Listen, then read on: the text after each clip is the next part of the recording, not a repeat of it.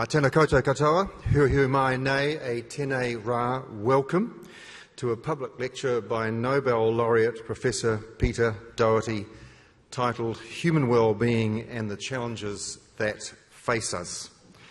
Peter is with us at a very important time because, as you know, this is graduation week here in Palmerston North for Massey University, so we have been seeing literally hundreds of people cross the stage already this week, and we have two major ceremonies to go with more students to follow, and we have two other celebrations of Māori and Pacifica students that will take place on Thursday. So it's a very big week for us, but we are also in the midst of, you will know, if you've been driving around town, you will have seen the signage for the celebration of 50 years of veterinary education at Massey University. That's what we are celebrating this year.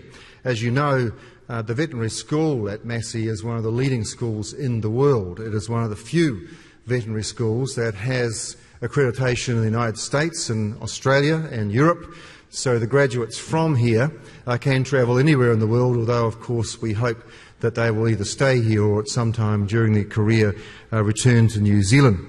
Now, that dedication to outstanding veterinary education is shown in a number of ways at Massey University that will be followed on and elucidated by Professor Fraser Allen later on during this evening. And that is that we are in the midst of seeking those accreditations again right now.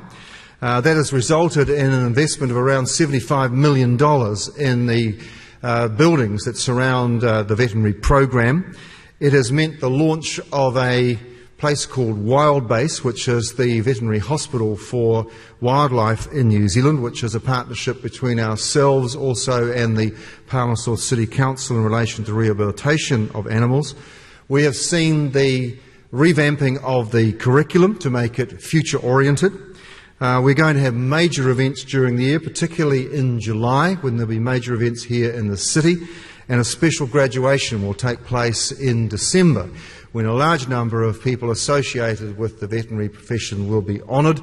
And in particular, we will be honouring a number of people who have had a major role to play in veterinary medicine here in New Zealand, but didn't graduate from Massey University.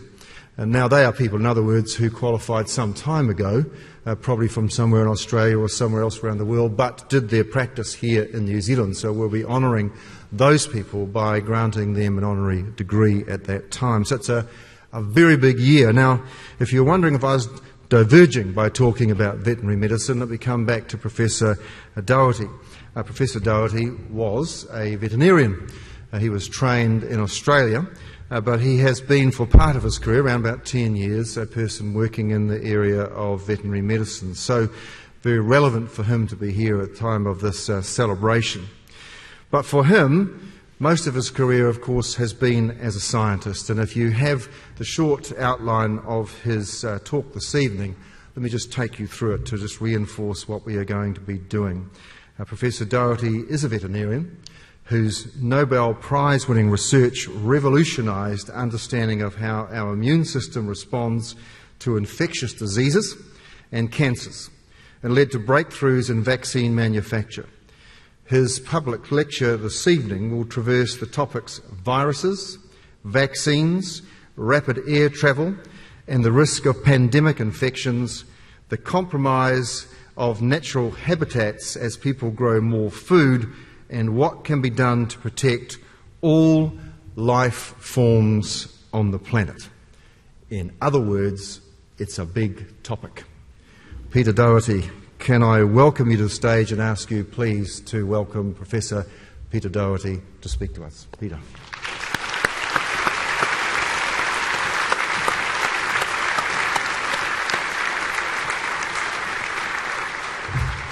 Well, thanks, Vice Chancellor, for a very nice introduction. Actually, my computer, my portable computer's hard drive fried last Wednesday, and I didn't really look at what I was supposed to be talking about. So the lecture's actually a little bit different. But I hope it won't be too frustrating, and it won't be nearly as much about pandemics as I obviously intended to do when I wrote those notes. And so please feel free in question time to ask anything about pandemics that you might want to know. I've just written a book about pandemics, so I'm about as good as I'll ever be on it, and hopefully can answer your questions. What I want to talk about really is some of these challenges that we're facing, and we're variously aware of them, particularly people in science who work in the particular areas are very conscious of some of these problems. But I think we're not cutting through very well to the general population, and there's also, in some cases, the science threatens vested interests, and we have the problem, really, of disinformation.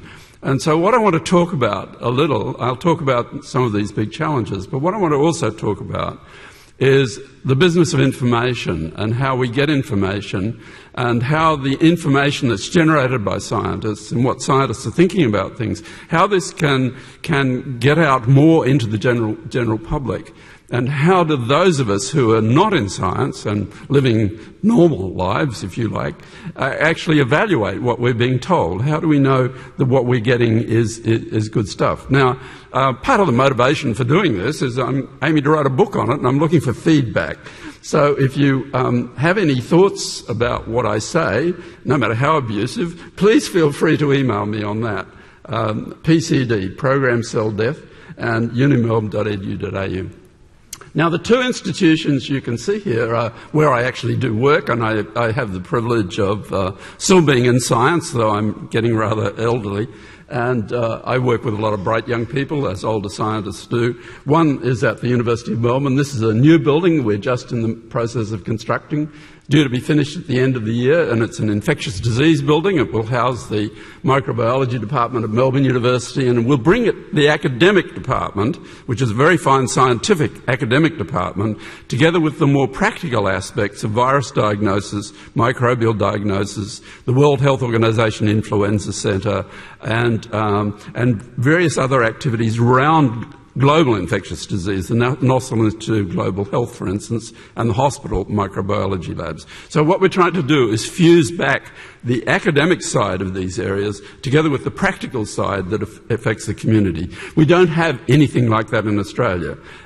In the United States, you have the Centre for Communicable Diseases in Atlanta, Georgia, the CDC, which is a wonderful organisation, immensely powerful at monitoring infectious disease situations throughout the United States and, in fact, throughout the world. In a sense, it's kind of a forward defence for the Americans and for all of us, because we're thinking of global infectious disease. That problem potentially involves all of us. It's not localised to a particular place.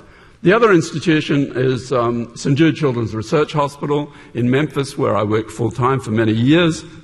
It's a paediatric cancer hospital, but it has a very fine Associated Research Institute. It's a major centre, strangely enough, for influenza research, and the reason for that is a very wonderful New Zealander, Rob Webster, from Trent in Otago. He's now 80-plus years old, went there very early on, and it is the great centre for avian influenza and for influenza in other species.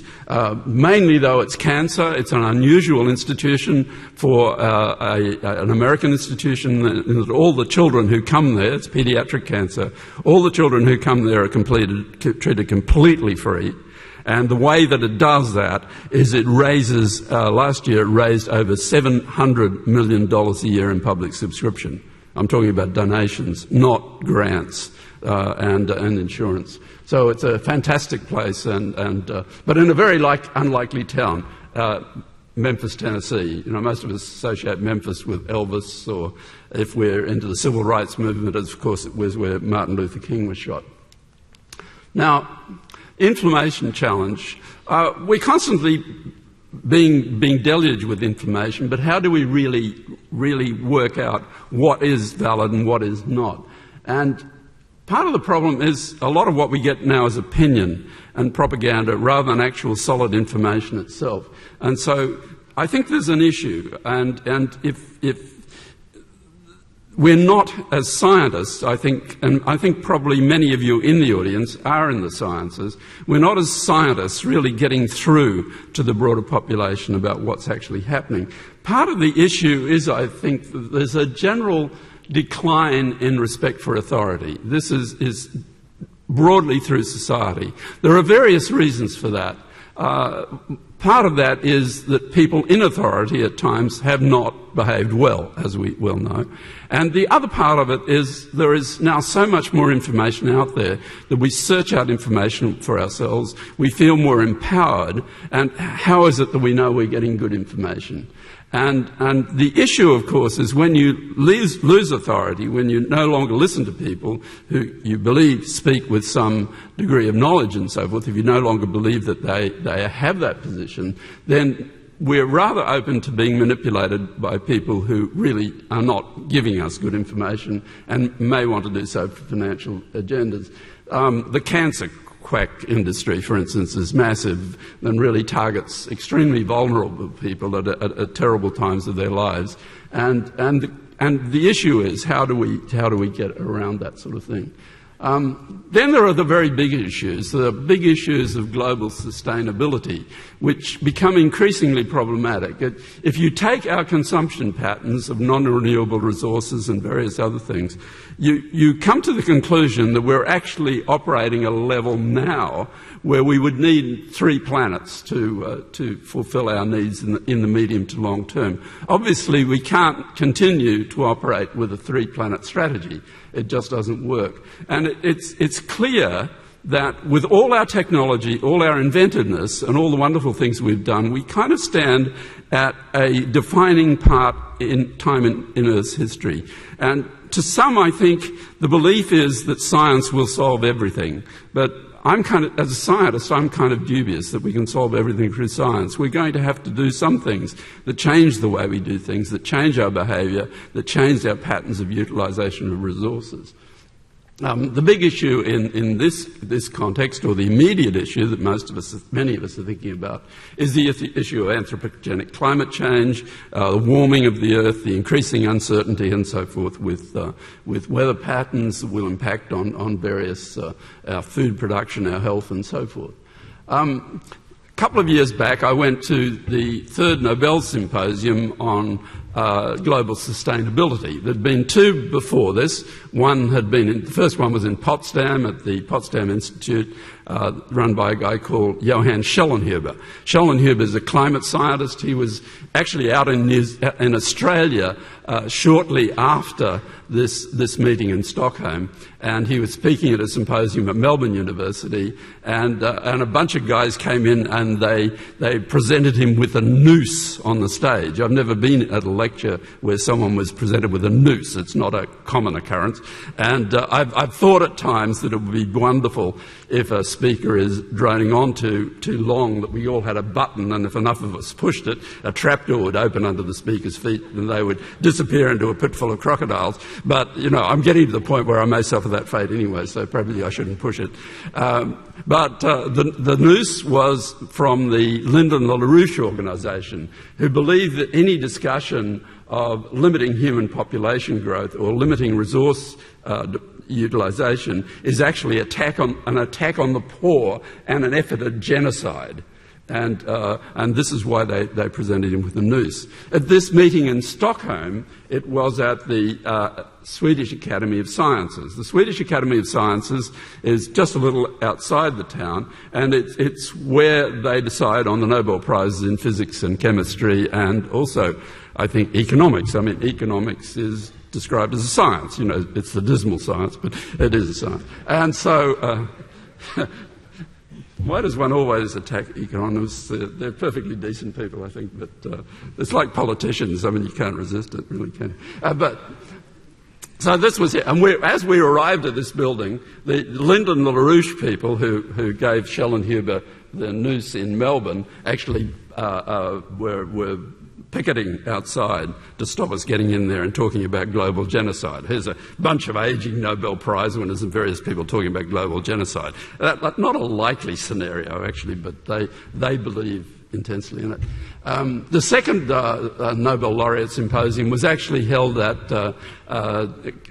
St James Palace in London, and it was sponsored by Prince Charles, who many of us don't think of as the world's greatest scientist. I mean, we're told he talks to plants, and he's very much against all sorts of areas of science, but he's very passionate about his support for doing something about the climate change issue. And the conclusions that were reached really were the sort of conclusions that everyone's been reaching for years. And it was kind of a strange event. There were aging Nobel Prize winners. There were various people organising the event. The King of Sweden was there, and the princess who's going to be the next queen. They changed their rules recently so that the eldest child becomes the next monarch, as is happening in Britain, has happened, I think. And the conclusions that they reached were really what one would expect, that we have to develop a new program for ethic of planetary stewardship, that we need to manage the global carbon challenge, we need to transition to an equitable green economy, enter into a new social contract between science and society, and develop a new model for Earth systems governance. Well, all that sounds just wonderful, but the practicality of it is way out there. For a start, a lot of these points imply certain things that make various people deeply hostile. They imply regulation. They imply global regulation. They imply global agreements. They imply an internationalised culture. And that, particularly in the United States, for example, can be very threatening to the people who are more on the right of the political process. There was a group came up from the United Nations, and they received our wonderful report with all these tremendously incisive and novel statements that probably were novel in about 1962, and said how wonderful it was, and they all went away and nothing happened. But, you know, I'm not in the world of diplomacy, but I think this is the way they work all the time. Global challenges. There are some very real global challenges. After I won the Nobel Prize about 1996, and I started to talk about general issues around that time. And if you looked up the figures on global hunger, you would read that there are 800 million people in the world who don't get enough to eat each day. Well, we've improved on that. We've now got 1 billion people in the world who don't get enough to eat each day. And of course that goes along with increase in population. And we also have the concerns about climate change affecting desertification in North Africa and all the rest of those issues. Switch to meat and biofuels, again, increasing greatly the consumption of various grains and so forth, and shooting up the price of various products. The increase in human numbers. I graduated from the University of Queensland in 1962. Since then, the human population has more than doubled in size. The human population has increased fourfold, getting up to fivefold through the course of the 20th century. This has put on enormous pressure. Urban areas, for example, are growing at great speed. We were in Bangalore the year before last, and there the population is growing enormously. It's the high technology city in India, major educational and research establishments, but they rely totally on subartesian groundwater for their water supply, and rainfall of course, but a lot of their water supply is from groundwater, and they're depleting that groundwater extremely fast, and yet they're building more and more apartment blocks. And there's this general disconnect between the urban planning and what is the actual need of society in terms of water, arable land and so forth that seems to be going on all around the world. And if anything, we've stepped back from a lot of the regulation that would take those things into account. There are many activists, of course, and they follow really the principle that was enunciated by the microbiologist René Dubos, who was at the Rockefeller University, and his great statement is, think globally, act locally. And of course many of us have taken that to heart over the years and done so. But we have to think of ourselves in a global context, as we really are part of one world. In the world of infectious diseases, there are various pandemic threats out there. The biggest pandemic threat is always influenza. It's because it comes suddenly, it can come out of wildlife into us, and can spread very quickly. Even though we know how to make the vaccines, it can take us a considerable time to actually get the vaccines produced. We're getting a lot better at all these things. We're getting a lot better at producing vaccines very quickly for influenza and for other things. The technology is improving all the time. The technology we have now is, for instance, way ahead of the technology we had in 2002 when the SARS virus struck in East Asia, and we had about 800 deaths, and when we learned what the virus was, we quickly controlled it. But our technological advance, our capacity in that sense, as long as we have the strategy to, say, make a vaccine or the strategy to develop a treatment, we can move very fast. But in other things, we're completely defeated. With HIV/AIDS, for instance, that's now been around since the early 80s. And we've done very well with it in one sense. We've done very well, in fact, that the pharmacologists, the chemists, have developed a range of drug treatments, and we can now, by using triple drug treatment to suppress the development of mutant viruses, we can give people a pretty reasonable lifetime. They have to take drugs, and they have to take a lot of drugs over a long period. But generally in the Western countries where HIV/AIDS is existing, in the United States, Australia and so forth, we've done quite well with this infection, and people live pretty decent lives. The big issue with this virus is those drugs are expensive, and if you go into countries like Africa and so on, actually finding the dollars to provide those drugs to Africans and to people in India can be really challenging. Big advances were made there. We made the drugs much more cheaply by having them manufactured in Africa. We got the agreement of the various companies with a lot of bullying, in fact, and some of that bullying coming from President George W. Bush, who doesn't always get tremendous press, but this was one area where he actually was quite effective in getting cheaper drug treatment. So there's a lot of people in Africa who are now doing better with AIDS because they're getting drugged. We're concerned there about the fact that the money for that is becoming short. All governments are short of money. Since the global financial crisis, there hasn't been a sort of global recovery to really match it. And though there have been some major donations, Bill Gates, for instance, has given large amounts of his own money to promote the distribution of drugs for treatment in poor countries. But where we've failed totally, and I've been involved in this sort of peripherally for a very long time as sort of on advisory committees, working with people and so forth, not my primary area of research, but where we've failed totally is to make a vaccine against the AIDS virus. And the problem is that the virus changes tremendously quickly. And so the reason I'm pointing this out is, though we've spent billions of dollars trying to make an AIDS virus, we've had very, very limited success.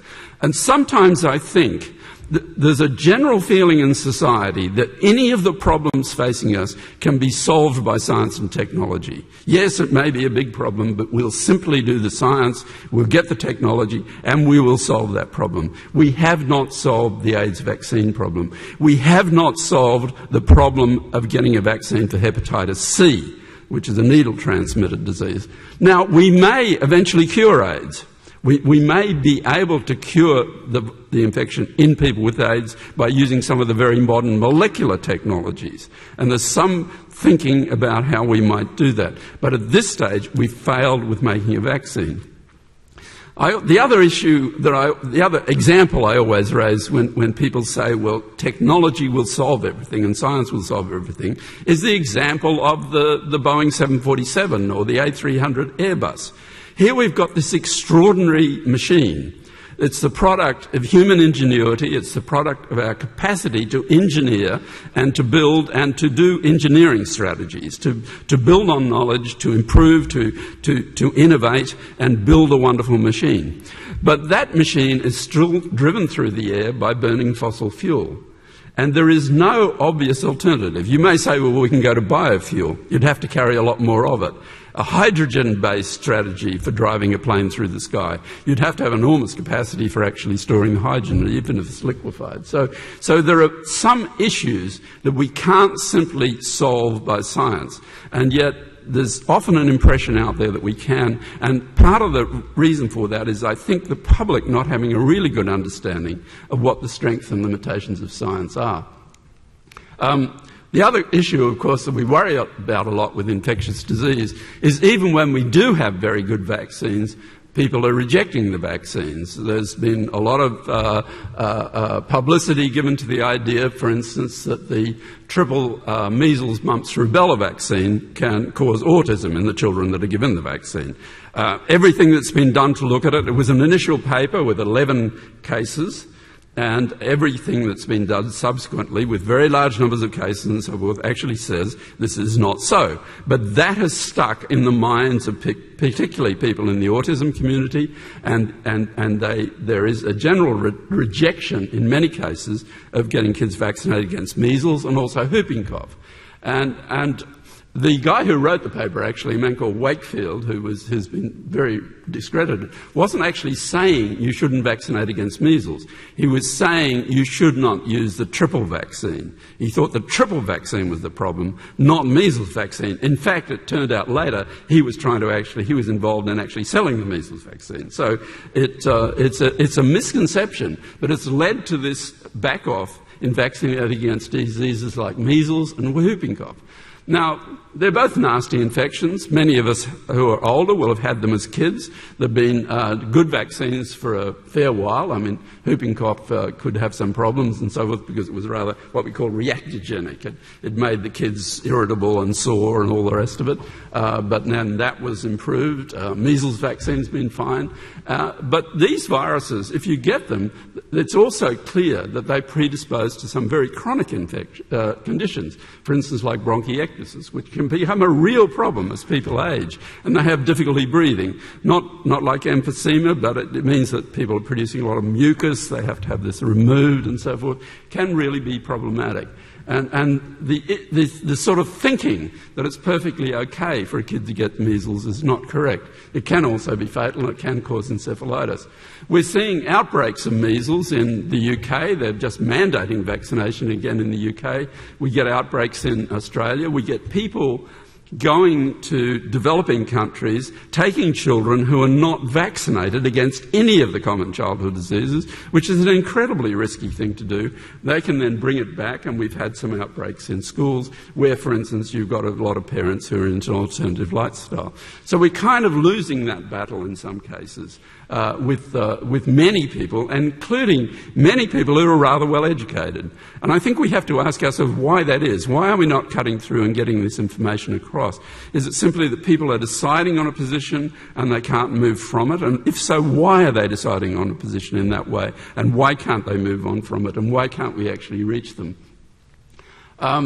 The energy challenge, we're all kind of aware of it. Palmerston North is an absolute exemplar of what can be done with renewable energy, with that tremendous line of windmills up on the hills.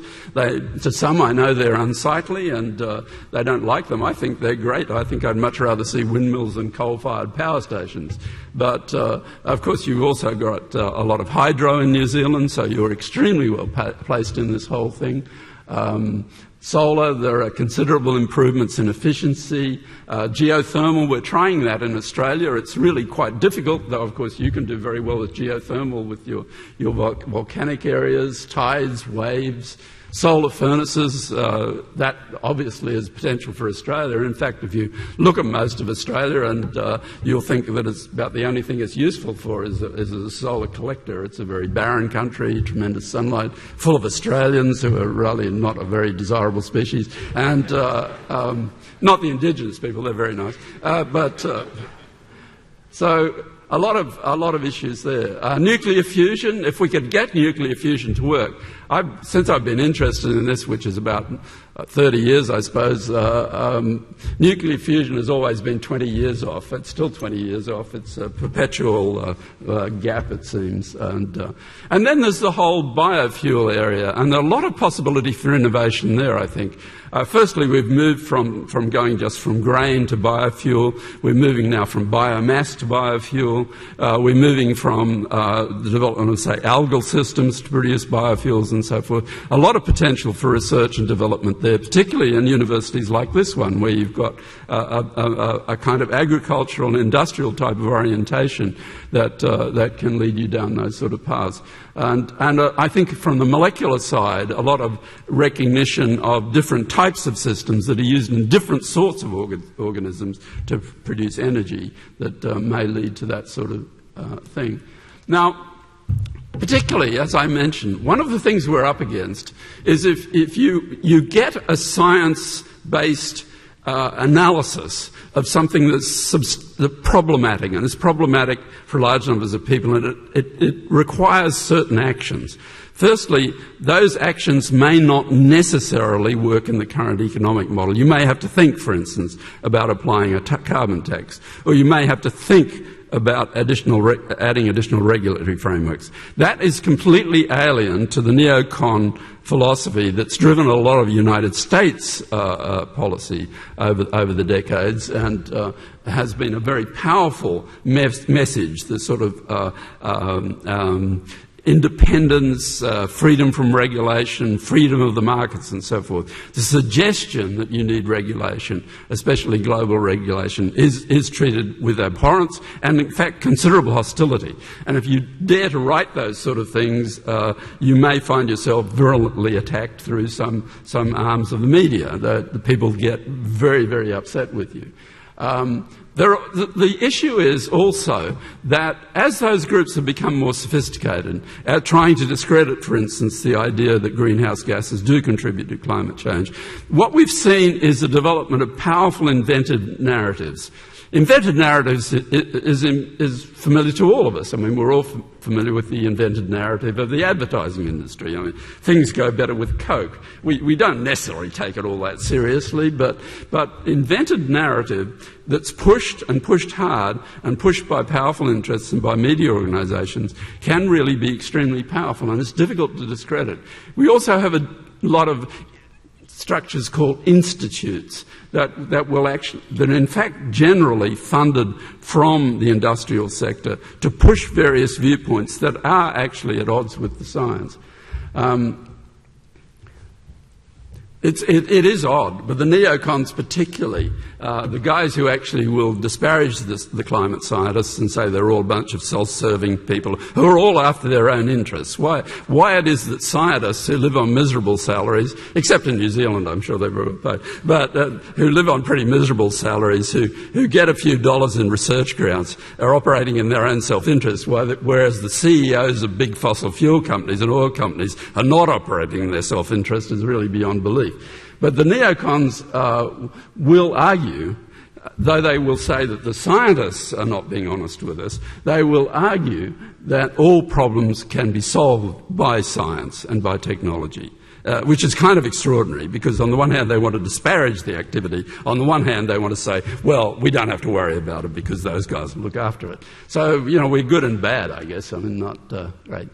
It's not just, of course, that what we might call the right that's problematic for science. I mean, it's also true of the other side of the political spectrum. Firstly, the anti-vaccination thing is regarded as a sort of socially acceptable in people who are kind of on the greeny side of things. We have the issue that some environmental groups can't even discuss, or they won't even open themselves up to discussion of issues like, for instance, using GM technology to produce drought-resistant grains, which is actually a very important thing that we should do. The argument quickly defaults into a discussion of what an evil a bunch of people the Monsanto people are, which has really nothing to do with it, because a lot of this science is actually publicly funded.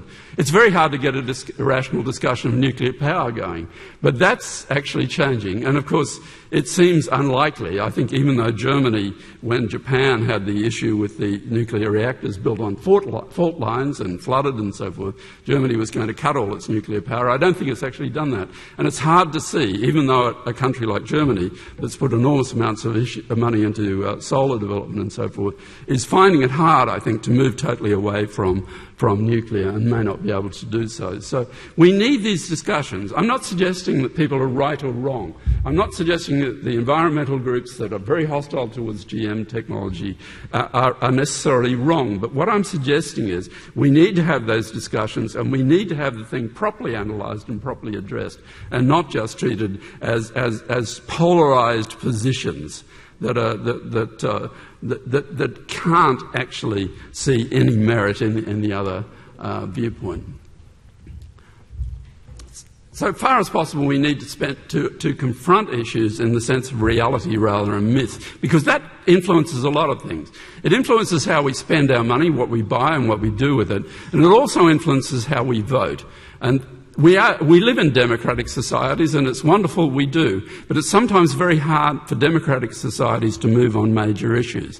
I'm not suggesting for a moment that totalitarian societies are any better. There was nothing more polluting and hideous than the old Soviet Union. Now, science is about knowledge. That's what we do, really. And the revolution of the last 400 or 500 years that has seen such an enormous transformation in the human condition is really, of course, based in science and based in the use of the scientific method. It comes, of course, from the ideas of Francis Bacon, his philosophy that we really have to measure, we have to look at things, we have to get reproducible data, and then we have to put that data out there for others to evaluate. So that's what science is about. It's measurement and then publication, analysis, hypothesis, and all the rest of it. That strategy of actually looking at the world itself rather than simply making statements about the world, way the world is, has moved us forward and moved us forward into this tremendously exciting time that we live in today with all the advantages that we enjoy today. Now, though, we're learning that some of the things we've been doing have just been a bit over the top and we need to move back from them. Where do we get useful information? Where do we get authoritative information? Well, if you're not in a university, if you're out there in the broader community, do you actually find information about science that's really solid? One of the places to go is to the National Academies of Science. The National Academies of Science in the English-speaking world, particularly the Royal Society in England, founded in 1660 or whatever it was by King Charles II, now the Academy of the British Commonwealth and of Britain, the Australian Academy of Science, and of course the National Academy of Science. The academies put out good information in good, well-researched reports. These reports are all openly available to all of us. We can download them from the web, read them and so forth. They don't cost us anything, they're well done, and they're written in a generally accessible way. The members of these academies are all elected on basis of scientific merit. What they do is completely unpaid, though they pay a subscription, of course, to belong. The Royal Society is the archetypal one. It's in London. It's housed in these buildings here on the Mall, actually, coming down from Buckingham Palace. The building is actually the former Nazi embassy. This was Ribbentrop's Nazi embassy. And after the war, after 1945, of course, there wasn't a lot of use for a Nazi embassy. So Howard Florey, who won the Nobel Prize for penicillin with Fleming and Chain, was then president of the Royal Society. He was Australian, professor in Oxford. He was known, actually, as the Australian bushranger because he was pretty aggressive and forceful, and he bullied the British government into actually buying these houses, and it's now the headquarters of the Royal Society. It's near the Athenaeum Club. If you get to go into it, it's got a wonderful spiral staircase which was designed by Hitler's architect, Albert Speer. This is the Australian Academy of Science, the Dome in Canberra. First president of the Australian Academy was Mark Oliphant. It was founded by Australian members of the Royal Society. We also, unlike the Royal Society, we also have a separate Academy of Technological Sciences and Engineering, which is the people in the more applied areas. The Royal Society got it right. They made these two things the same thing. So that engineers and technologists and so forth are elected to the Royal Society, whereas we're not doing that. Then there's the US National Academy of Sciences. The National Academy of Sciences was set up by President Lincoln during the Civil War, and it was set up by him to advise government on matters to do with science and technology. It does a wonderful job, and it has had a very long-term role in advising US governments. It does a lot of reports for US government, and it does it through both the Academy itself and through the Institute of Medicine, which is the medical area.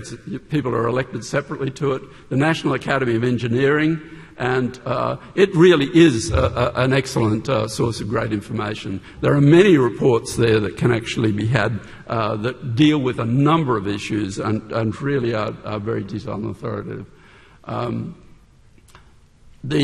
Increasingly also we're seeing that the science journals are open access. There's a big movement now to make all research that is funded through public dollars and is published in the scientific literature available to anyone who wants to read it. The National Institutes of Health, which is the $30 billion a year funder of medical research in the United States, has just decreed that within 2 years all reports from NIH-funded grants will have to be in open access journals. Now that creates certain problems for the publishing industry. They have to pay for their journals. How do they do it? Well, one of the things is that the scientists actually pay up front to publish. And the proceedings of the National Academy of Science can be downloaded after 6 months, so you can access them for free. But with journals like Nature and so forth, the highly prestiged journals, now what's happening is that if the scientists pay up front, they pay $5,000 up front, the article is immediately available to be read. Now, you might think $5,000 is a whole lot of money, but the average biomedical research paper in the United States, which is using modern molecular technology and is published in a journal like Science, will cost $100,000 to $200,000 to produce. It's a very expensive product, and paying $5,000 to get that published is not really so bad. You, of course, have the Royal Society of New Zealand in Wellington. It's an unusual organisation in the fact that it elects fellows on the basis of merit, but that anyone who wants to can become a member. I'm told that's a very good experience, and it's a thing to think about joining. You just have to sign that you're going to be ethical and all the rest of it, which I'm sure is no great problem, and it will also allow access to a lot of information that's available for open access. Science magazines, you have to pay for them, but there are very good science magazines. We've got a couple of Australian ones. They kind of struggle. You can download the magazine of the Australian Skeptics if you want. That's free, and so anyone's available to read that. And then these others you actually do need to pay, but they're in many public libraries. Open access journals I mentioned. There are a number of open access journals, particularly in the medical sciences, the Public Library of Science and BMC, which is a British outfit, and so on. Science also is changing, and science is becoming more dependent on massive data sets. That's true of biology, where I'm working. It's genomics, proteomics, and all the rest of it. We're getting massive data sets, enormous amounts of analysis. The statistician, the mathematician becomes enormously important, tremendous numbers of jobs for them, and a great deal of information to be gleaned, but not always all that easy to get onto. From the climate science perspective, we've got the continuous feeds from satellites. We have diver buoys, which will measure temperatures at different levels of the ocean. Monitoring by drones. You might think that's kind of in the Middle East and they're all dropping bombs, but we have small model plane-sized drones. Our CSIRO organisation in Australia is flying drones over forests and using them to spot exotic plants, for instance, in forest areas. So many things now are being monitored in ways that were not possible even 5 years ago. And again, as with the surveillance cameras on streets, we are actually surveying the landscape in a way that wasn't really done before. And then, of course, the tremendous advances in sequencing and in handling big data sets in in that area. All these data sets that are made available through publicly funded science are put online now as quickly as possible. That's true of our biological data sets with influenza infection. That goes online, so anyone who wants to, who has ideas about analysis and about how to interpret these data sets and wishes to do so, can access them free of charge. The same is true for the climate science data sets put out particularly by the US National Oceanographic and Atmospheric Administration. They're all available. The algorithms that the NOAA uses itself are published, and anyone who wants to go through that data can analyse it for themselves. Of course, there's a problem that some people do analyse it and don't get it right, and that can create confusion. And at some stage, there has to be a publication of what people have actually done so that people can really analyse the validity of it.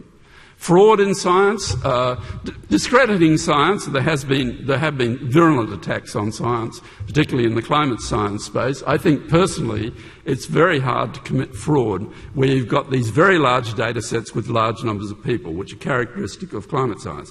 Where we do get fraud in science, and we have too much of it, is in the sort of science that I do, the biomedical sciences, which is small lab science. We get people faking, and we get people just cheating and making stuff up. And I've been talking to some of the people who've been involved in some of these things as being, say, students in the lab or postdocs, and some extraordinary activities. Of course, if you fake in America on federally funded grant research, you can go to prison, and people do go to prison. There's been a lot of attempt to get Michael Mann, the hockey stick guy, for the tree ring thing, who sort of did the initial temperature change, CO2 correlation, which has now been replicated in a lot of different ways, but nothing that's been found has suggested that he did act fraudulently at all. And I do think that it would be hard for anyone to do that.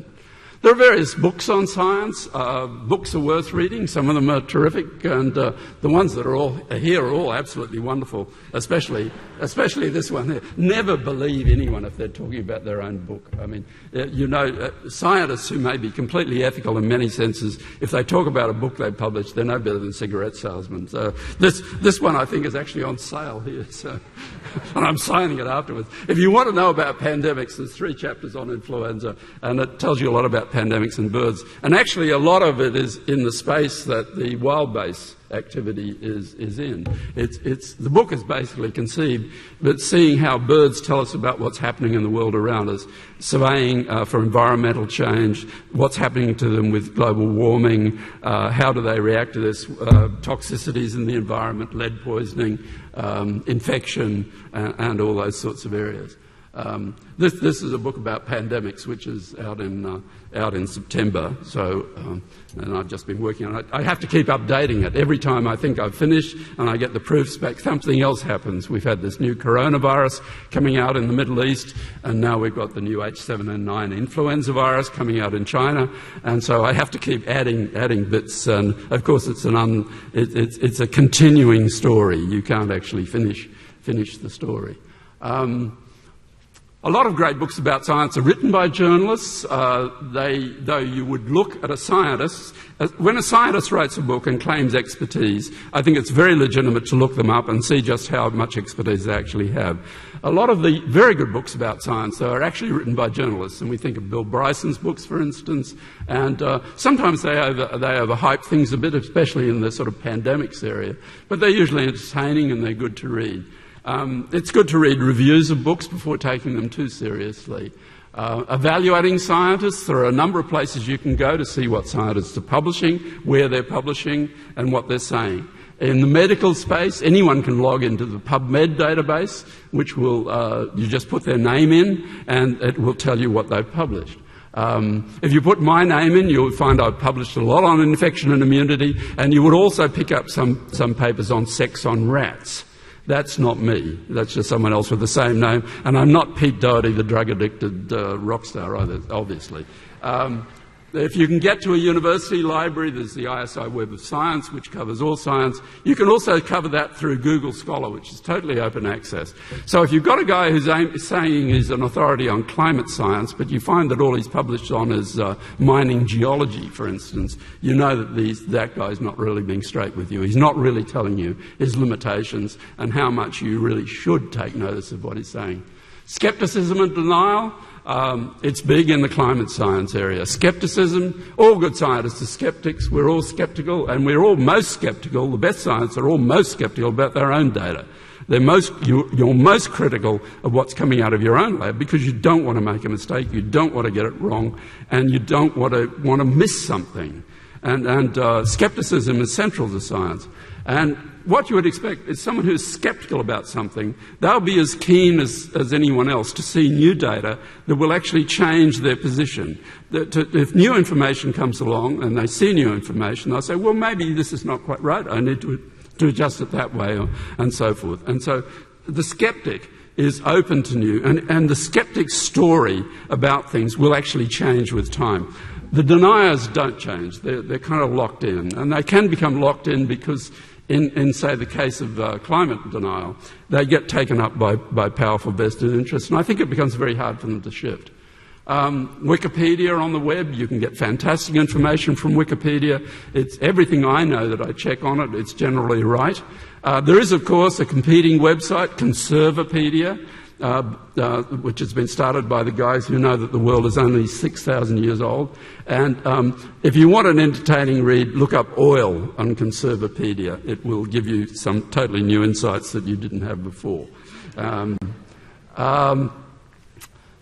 Checking out whether what people say is true or not is always worth doing. There are guys who go around and they'll cite a whole lot of publications, but when you actually check them out, you find that they don't say that. It's possible to get to that information, and it's not generally too difficult to do that. Newspapers. We relied a lot on newspapers in the past, but we all realise that newspapers are in pretty severe financial trouble. Maybe a little bit less so in New Zealand than in Australia, but I've been talking to some of the journalists and the people in the media area, and you've got that issue here as well. Times-Picayune, for instance, which is the great crusading New Orleans newspaper, and has gone to 3 days a week. This one's gone. We maybe don't mourn it too much. The other problem is that we're losing a lot of our experienced journalists. We have some very good young journalists who are taking advantage of the opportunities, though their jobs are not very secure. But what's happening a lot is that the journalist is being replaced by an opinion writer.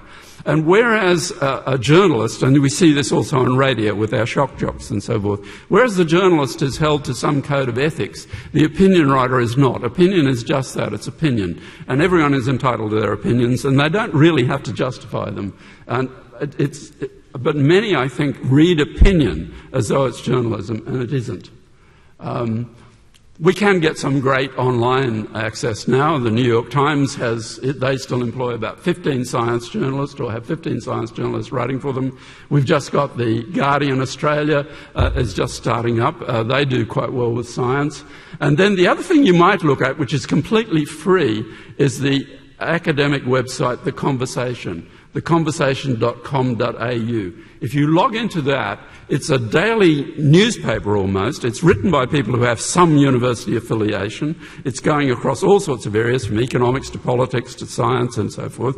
There are 1,000-word articles that go through a professional newsroom. So the article isn't scientific academic gibberish. It's actually gone through a professional journalist, and it's presented in a way which is extremely readable, often very well illustrated. It's completely free. So if you log into that and just put your email address into the bottom of the page where it says so, you can get a daily update just on your email, and just click on it if you want to open it, and it will tell you what's on. And we're hoping to see that go global, in fact. It's just starting, a separate one is just starting in the UK.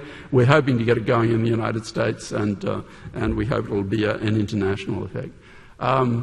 The other thing that's happening that's really exciting, and I got onto this when I was doing the bird book and talking to a lot of ornithologists and realising how dependent they are on volunteer bird watchers who really bring in the data that they use in their data sets. The bird watchers report back through the birding organisation to the science where you've got a properly organised study so that the data is usable.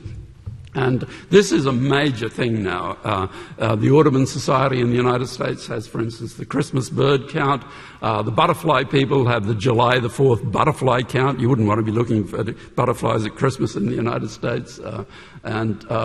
And then there are lots of these things happening and happening very quickly. And what we're seeing is a tremendous expansion of the role of the citizenry in actually reporting on environmental issues, which is very amenable to that sort of approach. What's happening on beaches, what's happening with foreshores, what's happening with butterflies and birds and bees and all the rest of it.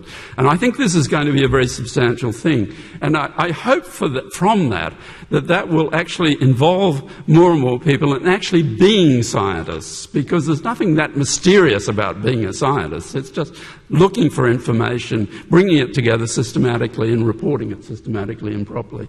And now that everyone has a mobile phone and a camera on their mobile phone, I think anyone can get involved in that. This is put together by the people who organised the eBird project in the United States. All the data from groups like Audubon Society and so forth is now going into eBird, and they're looking at it from the point of view of what's happening with temperature, what's happening with environmental change and all the rest of it, and trying to pull out general points from that will inform us on what really is happening with wildlife.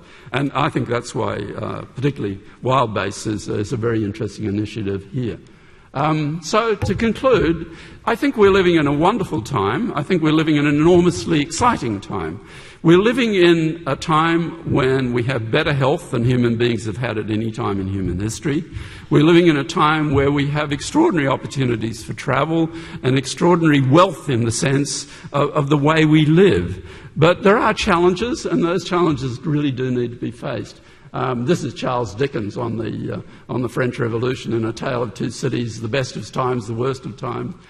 As far as I know, they only actually killed one. They only actually guillotined one scientist, and that was poor old Lavoisier, the founder of chemistry, really, oxygen and all the rest of it. But Lavoisier was also a Rachmanite landlord. That's the way he paid for his science. He couldn't get any research grants. There weren't any at that time. Of course, we want to see research funding held up in New Zealand so that you don't have to go to that. And he did lose his head. So it's an extraordinary time. We've come a long way since the French Revolution, but I think a lot of the changes that are facing us as scientists are really challenges in communication and getting through to people, because some of what needs to be done is not just advance in science, it's also advance in changes in behaviour and changes in the way we do things. And there I'll leave it. Thank you.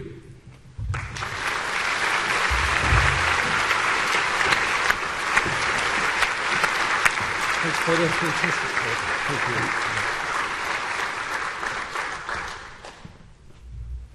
you. Ladies and gentlemen, can you hear me? Do you want to use this one? I think it's next. Thank you.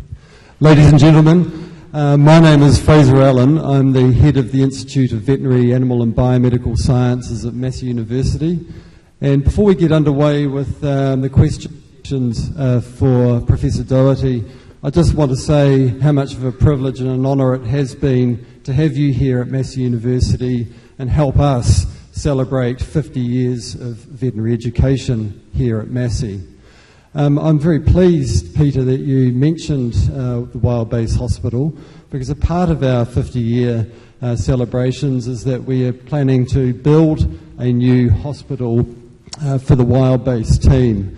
They do a phenomenal amount of work for our endangered fauna in New Zealand.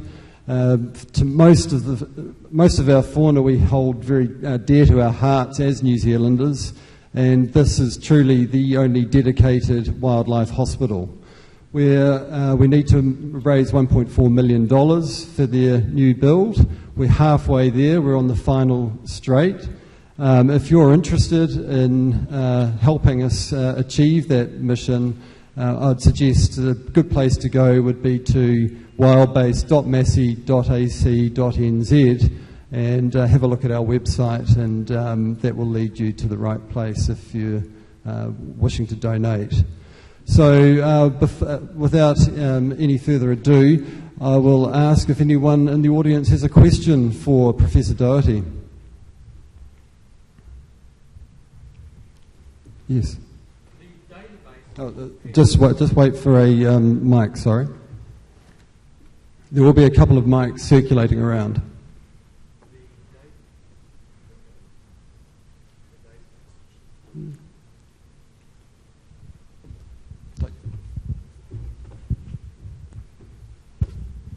The database for your pandemics book, is that contributed to by the general public? The pandemics book? Yes. Oh, the pandemics book's a general book, it's a trade book for the general public. It's actually a part of a series by Oxford University Publishing called What Everyone Needs to Know. So the usual titles are things like Modern China, What Everyone Needs to Know, and actually there's one, The Catholic Church, What Everyone Needs to Know, which I've just bought because I'm quite baffled. But so this is it's a question and answer format. And like all trade books, the great experience for a scientist in writing for a general audience is to have it go through an editor who is educated only in the literary culture. And so that book has been through that process. So it's, I think, a very readable book. It's very accessible. It took a lot of work on my part to try and get it into a way that my literary editors in New York would actually find it acceptable. So it's basically a discussion, but it's not data loaded at all. There are references at the back, but it's a book that hopefully anyone can read. It won't be out until October. It's in Australia, at least in New Zealand, out in the United States in September. But it talks a lot about issues like the real pandemic threats and how seriously we should take them, and what you might do if you're faced with one of these things. There's a wonderful movie actually called Contagion. Has everyone seen it? It's actually a science horror story, but it's actually a reasonably accurate depiction of what could happen in an absolutely worst-case pandemic. We see poor old Gwyneth Paltrow having the top of her head taken off. It was a dummy of Gwyneth. I mean, we haven't really lost our Gwyneth, but it's not a bad movie at all. Yeah.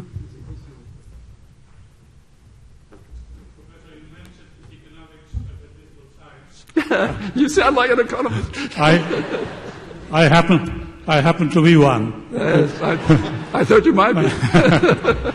You mentioned hunger as a problem, and you mentioned also, I think, that it's slightly less than it was a few years ago, but that's not actually so. The world has the largest number of calorie-deficient individuals, and yet, even at this stage when global production, agricultural production is looking a bit gloomy, there's enough grains, just apart from any other food, that if it's distributed evenly, can supply everybody with the required amount of calorie. So the disconnect is between the sciences that help us improve these things and the behavioral sciences, which would encourage us to behave in a way that we're inclined to distribute, inclined to share.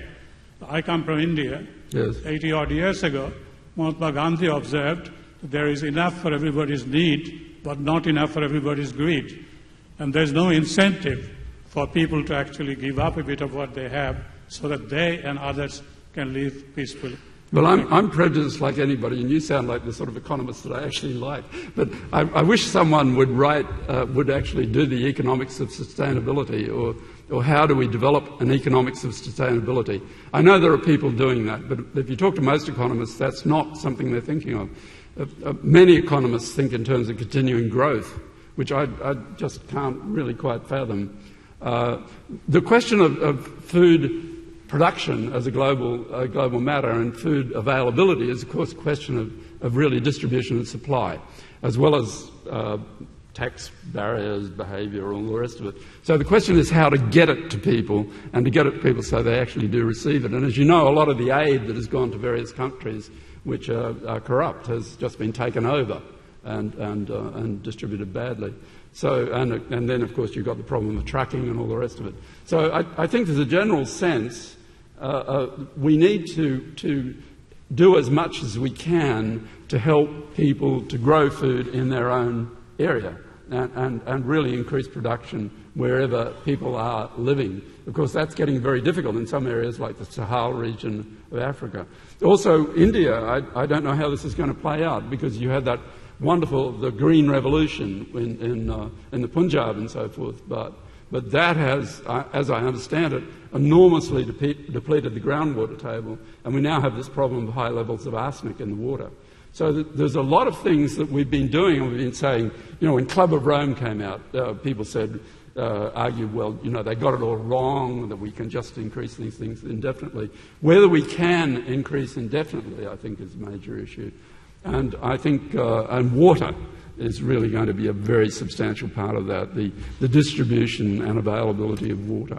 But if we could design a world where there was a much more equitable distribution of wealth and of food, that would be wonderful. But there are so many vested interests against it that it's very difficult. There's a question right over there. Thank you. Ralph Sims from Massey University. Thanks very much for an excellent presentation on my sort of world is what you've been describing with climate change and some of the issues that we're seeing there through the public media. Yes. And you mentioned the media as being a part of all of this, but how do we get a better balance? I'm thinking, for example, the East Anglia emails of climate change from a few years ago was headline news all around the world. But when those scientists were totally exonerated by 3 separate independent panels, including the Royal Society, it hardly rated a mention in a paper anywhere. So I don't think it's the journalists so much as maybe the editors. So how do we get that balance? Well, firstly, I mean, there's no advertising dollars in science. It doesn't attract advertising. And whereas fossil fuel companies and people like that will advertise. And there are advertising dollars in anti-science. I mean, fake claims about health foods, all sorts of products that claim to be healthy products, for which there is really no great evidence. So that's part of the issue. The other issue is that something dramatic, like the so-called fraud about the emails, was pushed very hard. I mean, we don't know how people got access to those emails and released them. It was actually a criminal act. That's never been worked out. But it just happened right at the time of the Copenhagen Climate Conference. And then, of course, everyone looked at it, and the people were not found to be at fault by various responsible agencies. But I did see an interview with the journalist, the UK journalist, who was one of the people that broke this story at the beginning. So here's a journalist. He's got hold of these emails. He's developed this whole career around these fraudulent climate scientists. Then people come along and they say, well, we've looked at this. We've looked at every aspect of it. We don't see that. We see, a bit of injudicious use of language. It's a conversation going on between people working on both sides of the Atlantic. Emails their conversation. They're collaborating at a distance. But I heard that guy interviewed. As far as he was concerned, all those reports were simply whitewash. So the problem is, once a journalist or an opinion maker gets locked into a particular position, it seems impossible for them to change. And of course, for those of us who are in science, we're used to the idea that if we're doing complex science and we're working at the forefront of it, we're going to get things wrong. We are going to get things wrong, and we do have to change, and we will modify our position accordingly. I got a couple of things wrong. I got them not because our data was wrong or our experiments were wrong. It's just that we didn't have enough information and the technology wasn't good enough, and we came to the wrong conclusions. So science is constantly adjusting. It's one of the things that drives politicians and journalists nuts, because they interview a scientist and the scientist says, well, this is what we think and this is what we think, so, but it could be that, and they provide all the qualifications. That's another thing to look for. If you're looking for a fraud, if you're looking for someone who's speaking out about science but you think is fraudulent, they will never qualify what they were saying. It's always absolute. Whereas if you listen to a real scientist and you get them in a discussion, though they may be very definite to begin with, they will, as you probe, they will qualify their position. And it's a public relations and thing which we lose all the time. If you want to win, I've got a friend who teaches first-year biology, and they would have these first-year biology debates about creationism. And he would always take the part of the creationist, because he would always win. Because if you're a creationist and you're arguing about evolution, you just make it up. And so you say, have you read the wonderful paper by Smith and Co.? And the scientist sits there and says, oh, no, I haven't. Well, the guy may have just made it up, but how do you know? You've lost the game immediately. You can't debate these issues. It just doesn't work unless there's a full disclosure of what sort of information is going to be discussed at the beginning. So we lose all the time, and we lose all the time because we're stuck with integrity.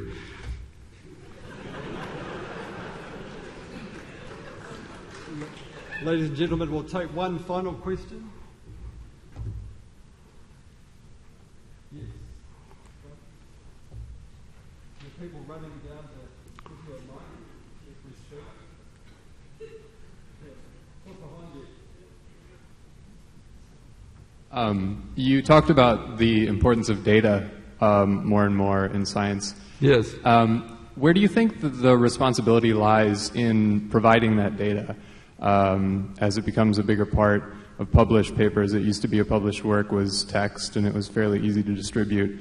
Now with more data being these huge data sets, yes. Do you think the responsibility is with the journals or the researchers? And how do you think that will change and needs to change going forward?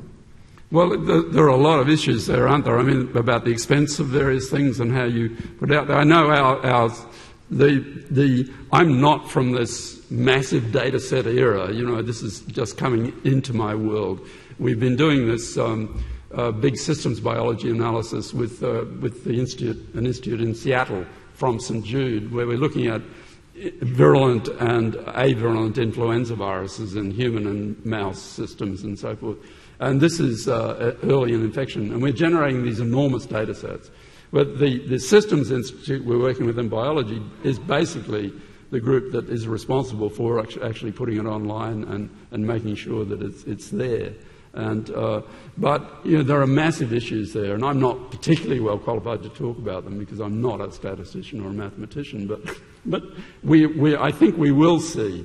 I think we are seeing that those sorts of data sets are universally available, which is, once they're done, you know, they're actually, with the influenza model, for instance, they're experiments that only need to be done once because you get an enormous amount of data out of it, and then you've got to try and mine it.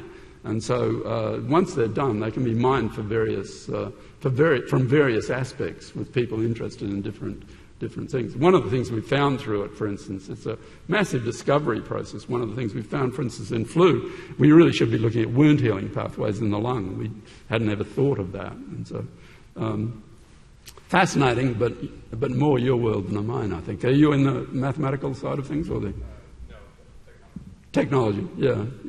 And that's it. I mean, a lot of this obviously rests with those who are coming on. And it's a different world of science than it was from the world I grew up in, which is in biology particularly, a much smaller world and much more smaller laboratories.